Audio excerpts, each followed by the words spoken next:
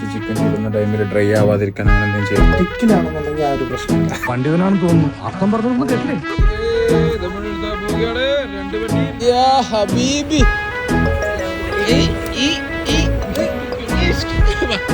നമ്മുടെ മെലുവിന്റെ cinematic dance ഉണ്ടായിരിക്കുന്നതാണ് ഇവിടെ.